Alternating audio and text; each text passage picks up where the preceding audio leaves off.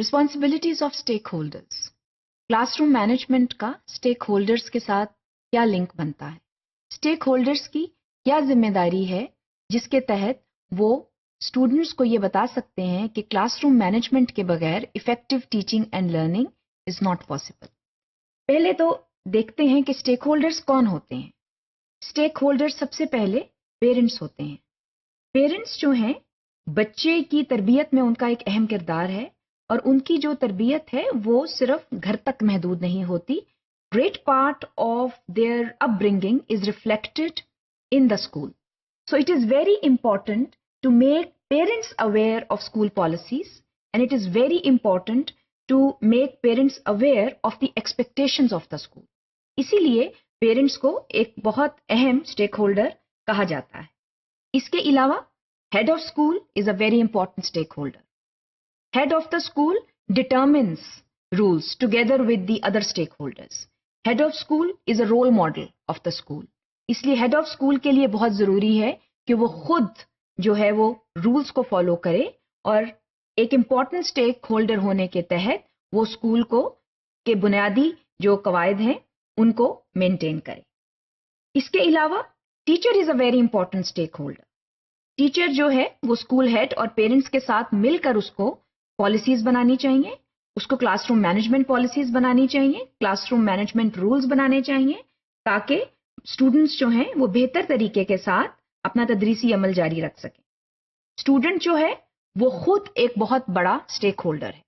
Student जो है he और she should act responsibly in the class and should make sure that he और she gets the best from the classroom.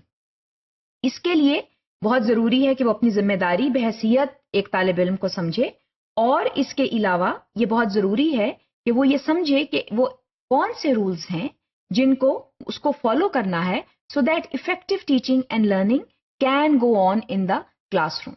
So when we talk of classroom management, we basically are talking about the responsibilities of these stakeholders and how these responsibilities help in effective classroom management within the classroom and outside the classroom. Now, all stakeholders are obligated to abide by rules and regulations. We have been talking about this aspect earlier also, that it is extremely important for all of these stakeholders that I have mentioned to abide by rules. They mutually make the rules and then it becomes incumbent on them to follow these rules very closely. इसके अलावा stakeholders जो हैं उनके लिए ये बहुत जरूरी है that they maintain discipline. Parents, they must maintain discipline at home, and again their upbringing should be reflected well enough in the classroom. School head के लिए बहुत जरूरी है कि वो determine करे that there is effective discipline in the school. Teacher के लिए ये बहुत जरूरी है कि वो इस चीज का ख्याल रखे that there is effective discipline in the classroom. So a teacher needs to be authoritative, a teacher needs to be in full command so that proper rules are followed in the classroom. इसके अलावा student के ऊपर ये बहुत जरूरी है कि वो एक डिसिप्लिन के साथ क्लासरूम में रहे, क्योंकि बुनियादी जिम्मेदारी तालीम हासिल करने की बहरहाल स्टूडेंट की अपनी है और ये जिम्मेदारी वो जितनी जल्दी समझ ले और जितनी जल्दी अपने आप को डिसिप्लिन कर ले, the better for the student.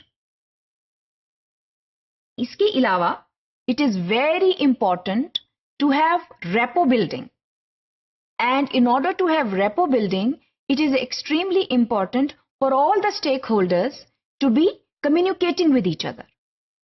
बहुत दफा ये देखा जाता है कि पेरेंट्स का स्कूल के साथ कोई अहम राब्ता नहीं होता।